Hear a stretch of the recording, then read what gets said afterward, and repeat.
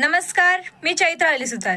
जनसामान्यांच्या प्रहार न्यूज मध्ये आपले सहर्ष स्वागत. चला तर पाहूया आजच्या ठळक घडामोडी आमच्या प्रहार न्यूज सोबत. आणि अमृतगामी संभाजीकार रमेश शांतीनाथ भिवरे यांचे स्वप्न मदनराव कारंडे साहेब व नितीनदादा जांभळे यांच्या गतिमान प्रयत्नामुळे साकार झाले.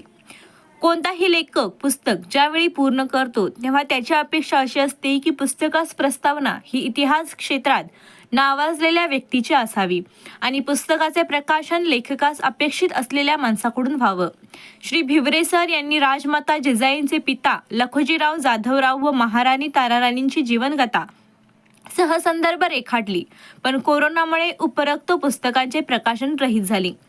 आमच्या शेजारच्या गावात निमशिरगाव येथे सोसायटी इमारत लोकार्पण सोहळ्याकरता राष्ट्रीय नेते शरदचंद्रजी पवार साहेब हे येणार आहेत अशी माहिती आम्हाला मिळाली.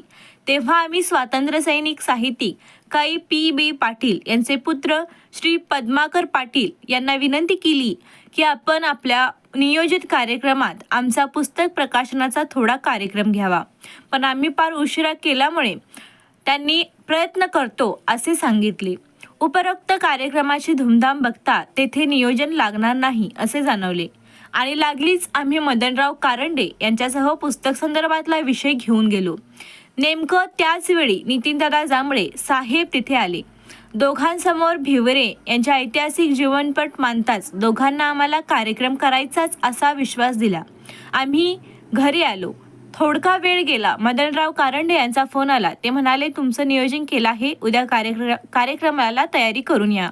आणि नियोजनात असताना सुद्धा जातीने लक्ष देऊन कारंडे व जांभळे साहेबांनी स्वतः पवार साहेबांशी बोलून पुस्तक प्रकाशनाचा कार्यक्रम आमच्या अपेक्षेपेक्षाही कितीतरी चांगल्या पटीने पार पडला.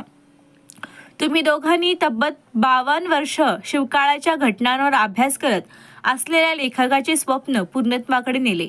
याबद्दल तुमचे मनावे तितके आणि मानावे तेवढे आभार कमीच ठरतील. गौरव.